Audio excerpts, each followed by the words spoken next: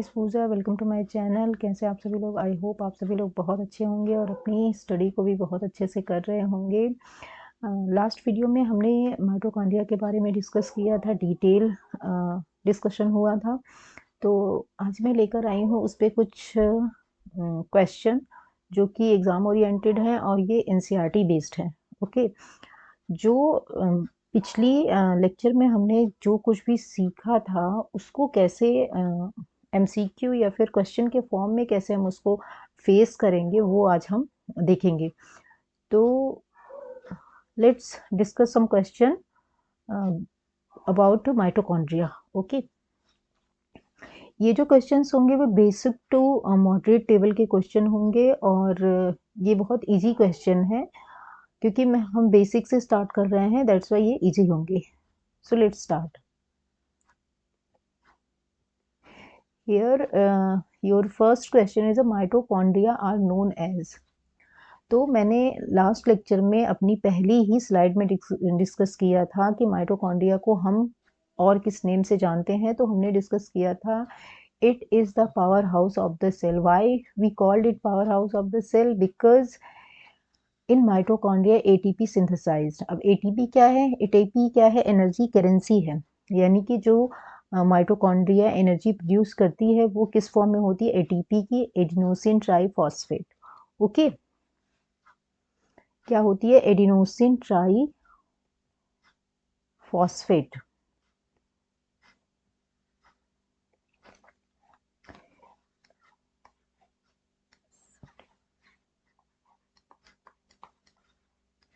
ATP के form में होती है।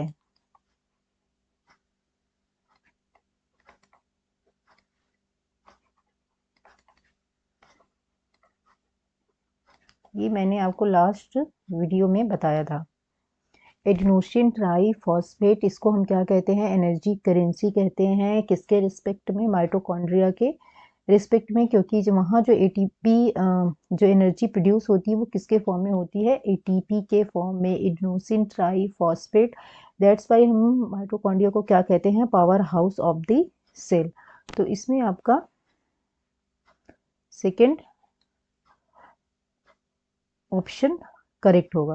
ठीक है, तो माइटोकॉन्ड्रिया को हम क्या कहते हैं? हम कहते हैं power house of the cell. क्यों कहते हैं ये भी मैंने बता दिया, क्योंकि इसमें एनर्जी प्रोड्यूस होती है और वो एनर्जी किस फॉर्म में होती है? एटीपी के फॉर्म में।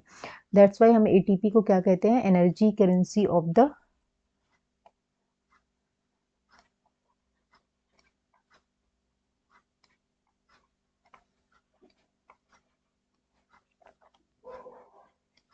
ठीक, क्या कहते हैं? Energy currency of the cell. Next question है हमारा,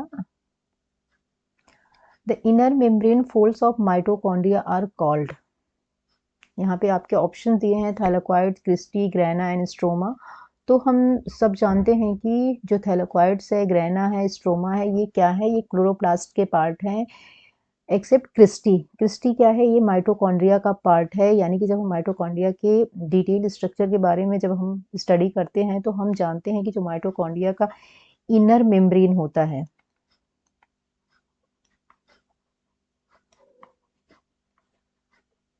इनर मेम्ब्रेन होता है वो कैसा होता है? Foldings. It is finger like projection.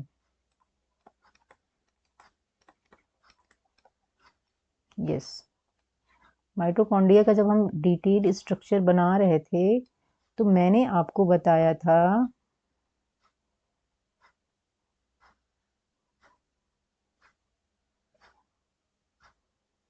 Yes, this is the mitochondria structure. मैंने आपको बताया था कि माइटोकॉन्ड्रिया डबल मेम्ब्रेनस स्ट्रक्चर होता है।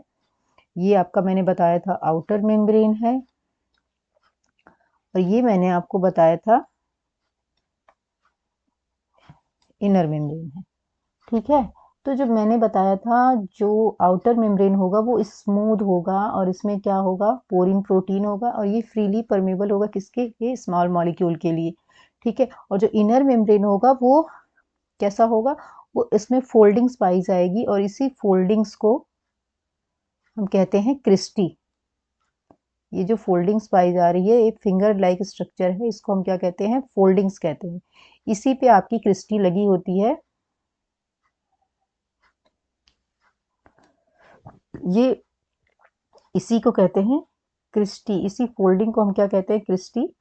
और इस पे आपके पाए जाते हैं ऑक्सीसोम। ये ऐसे इनर मेम्ब्रेन में धसे हुए होते हैं, बट जब हम इसकी माउंटिंग करते हैं तो ये ऊपर की तरफ आ जाते हैं, प्रोजेक्ट हो जाते हैं। ये ऑक्सीसोम मैंने आपको बताया था कि ऑक्सीसोम का, सॉरी, जो स्ट्रक्चर होता है वो रैकेट लाइक होता है। ठीक है, तो इसी को हम कहते हैं हेड, इसको हम कहते हैं स्टॉक, और ये होता है आपका बेस, यानी कि F1 F0। ठीक, तो जो F1 होता है इसी पे आपका ATP सिंथेटेज एंजाइम पाए जाते हैं, जो कि ATP के फॉर्मेशन में टेक पार्ट करते हैं। तो क्रिस्टी को आप, मैंने एक पॉइंट और आपको बताया था कि आप उस पर बिल्कुल भी कंफ्यूज नहीं होंगे। जो गोल्गी बॉडी में सिस्टर्नी नेम का एक स्ट्रक्चर पाया जाता है, तो आप उससे बिल्कुल भी कंफ्यूज नहीं होंगे। जो इनर मेम्ब्रेन होता है माइटोकॉन्ड्रिया का, जो इनर मेम्ब्रेन के जो फोल्ड्स होते हैं उसको हम क्या कहते हैं, क्रिस्टी होते हैं। यहाँ मैंने डिटेल में आपको बता दिया, तो हमारा इसमें क्या होगा आंसर, सेकेंड क्रिस्टी। नेक्स्ट है आपका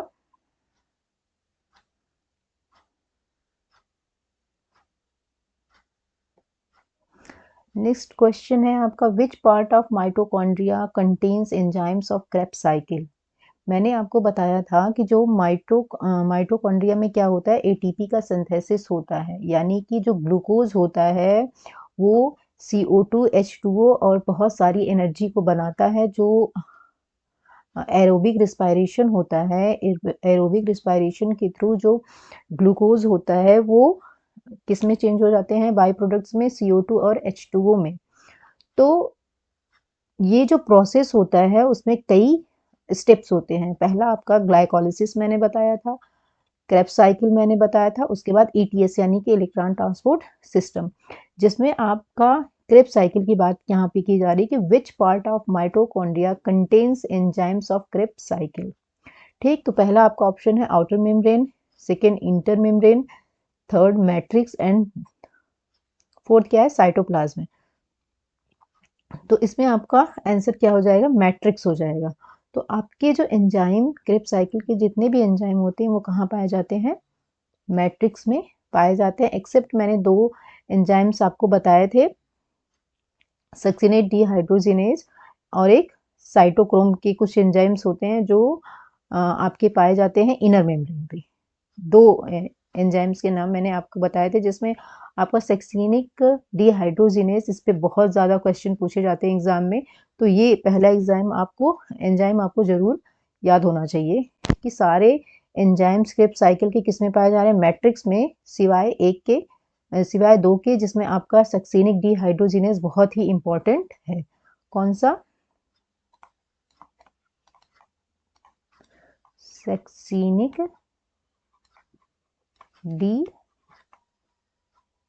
डिहाइड्रोजिनेज। ये जो है ये कहाँ पे पाया जा रहा है, ये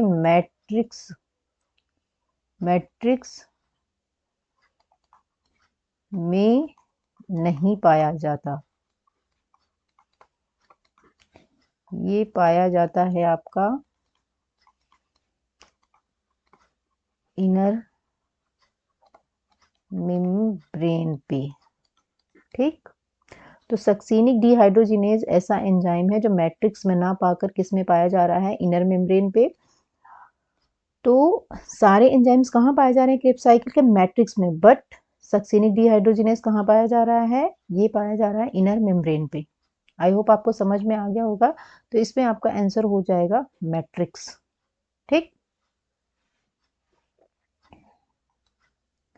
नेक्स्ट आपका क्वेश्चन है ATP synthesis mainly occurs in, यानी कि एटीपी की सिंथेसिस माइटोकॉन्ड्रिया में कहाँ होती है। तो मैंने आपको बताया था कि जो इसमें आपके ऑप्शन है outer membrane, inner membrane, matrix only and cytosol. ठीक है, तो आपका आंसर हो जाएगा इनर मेम्ब्रेन। क्यों हो जाएगा इनर मेम्ब्रेन? इसलिए कि जो इसका इनर मेम्ब्रेन होता है, मैंने आपको बताया था, वो क्रिस्टी, जो इसकी इनफोल्डिंग है उसको हम क्या कहते हैं? क्रिस्टी। और इसी पे आपके पाए जा रहे हैं ऑक्सीसोम, यानी कि F0 एंड F1 पार्टिकल, और इसके हेड पोर्शन में ही आपका एटीपी का सिंथेसिस होता है। तो जो मेनली एटीपी की सिंथेसिस होती है वो कहाँ पे होती है? Inner membrane. ठीक है, यानी कि क्रिस्टी पे, सॉरी। तो इसमें आपका आंसर हो जाएगा बी। नेक्स्ट क्वेश्चन है आपका माइटोकॉन्ड्रियल डीएनए इज, यानी कि माइटोकॉन्ड्रिया का डीएनए जो होता है वो लीनियर होता है, सर्कुलर होता है, यानी कि या फिर एब्सेंट होते हैं, या फिर डबल लीनियर होता है। तो मैंने आपको बताया था कि जो माइटोकॉन्ड्रिया का डीएनए होता है वो सर्कुलर होता है। कैसा होता है? सर्कुलर। नेकेड, सॉरी,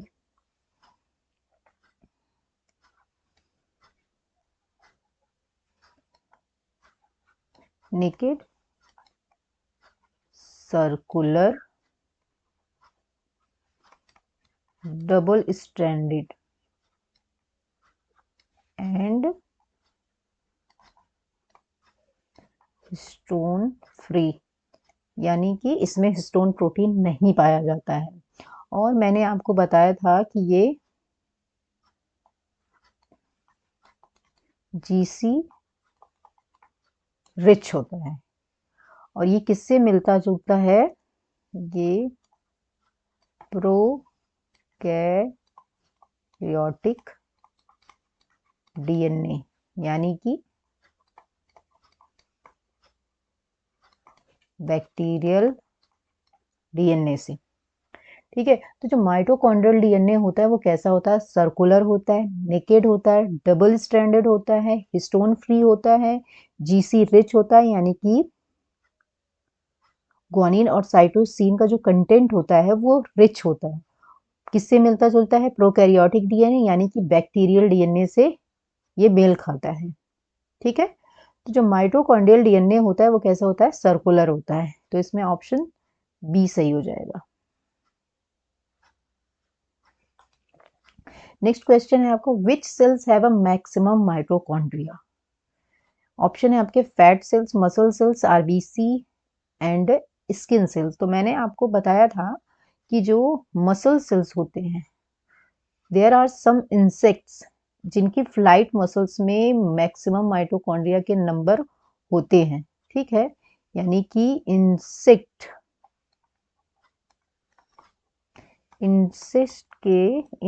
के फ्लाइट मसल्स में कौन से मसल्स?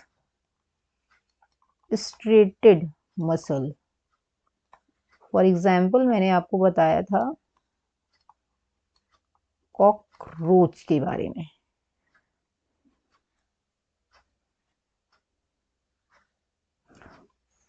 फर्स्ट ऑफ ऑल इसी मसल्स में रुडोल्फ कॉलेकर ने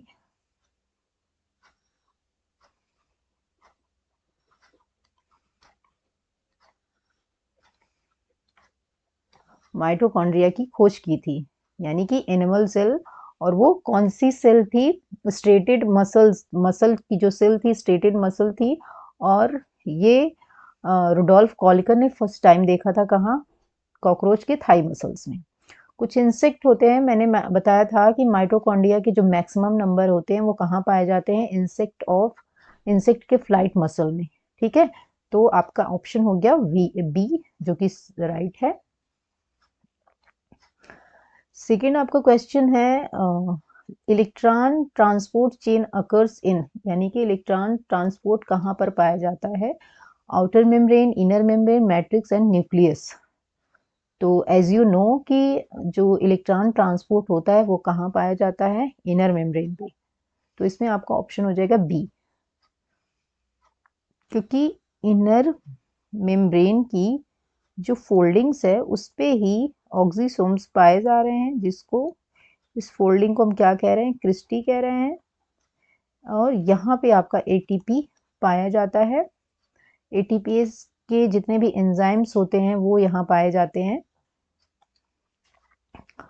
तो यहीं पे आपका एटीपी का फॉर्मेशन होता है। तो इलेक्ट्रॉन ट्रांसपोर्ट चेन क्या करता है, ऑक्सीडेटिव फॉस्फोराइलेशन, तो उसी से एटीपी का फॉर्मेशन होता है। नेक्स्ट क्वेश्चन है आपका, mitochondria are semi autonomous because, क्यों माइटोकॉन्ड्रिया को हम सेमी ऑटोनॉमस क्यों कहते हैं, क्योंकि they lack DNA, they can synthesize some proteins, they are outside the cell, they lack ribosome. तो आपका ऑप्शन हो जाएगा B, they can synthesize some proteins. जो डीएनए इसमें प्रेजेंट होता है उसी की वजह से हम इसको सेमी ऑटोनॉमस कहते हैं। और वो क्या बनाते हैं, सम प्रोटीन्स बनाते हैं, जिसमें मैंने आपको बताया था ग्लूटामिक एसिड और एस्पार्टिक एसिड, जो किससे बन रहे थे, कीटो ग्लूटामिक एसिड से। ठीक है, तो क्योंकि ये सम प्रोटीन को सिंथेसाइज करता है, दैट्स वाई इसको हम क्या कहते हैं, इसका नेचर क्या होता है, सेमी ऑटोनॉमस नेचर होता है। क्यों होता है, बिकॉज इसमें डीएनए प्रेजेंट होता है। इसमें आपका ऑप्शन हो जाएगा बी।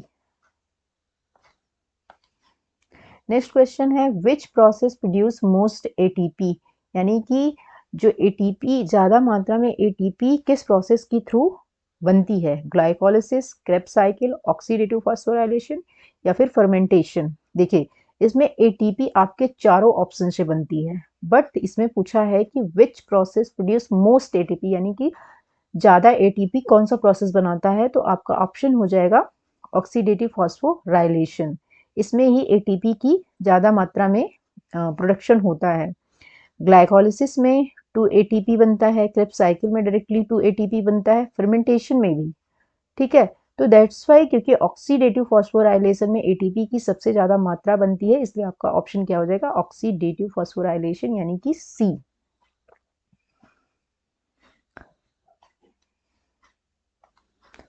नेक्स्ट क्वेश्चन है आपका, endosymbiont theory suggest mitochondria originated from.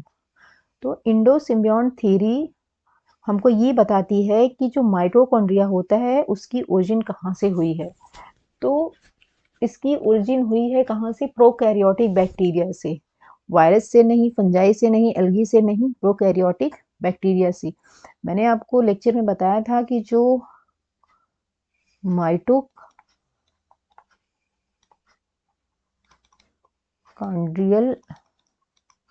DNA and chloroplast DNA, ये दोनों ही किससे सिमिलर होते हैं, प्रोकैरियोटिक बैक्टीरिया के डीएनए से। तो इंडो सिम्बियोन थ्योरी हमको ये बताती है कि जो माइटोकॉन्ड्रिया है उसकी ओरिजिन कहाँ से हुई है, प्रोकैरियोटिक बैक्टीरियल डीएनए से। जैसे प्रोकैरियोटिक बैक्टीरियल डीएनए होता है, सेम वैसे ही माइटोकॉन्ड्रिया और क्लोरोप्लास्ट का डीएनए होता है। तो इंडो सिम्बियोन थ्योरी हमको क्या बता रही है कि जो माइटोकॉन्ड्रिया एंड क्लोरोप्लास्ट डीएनए की ओरिजिन है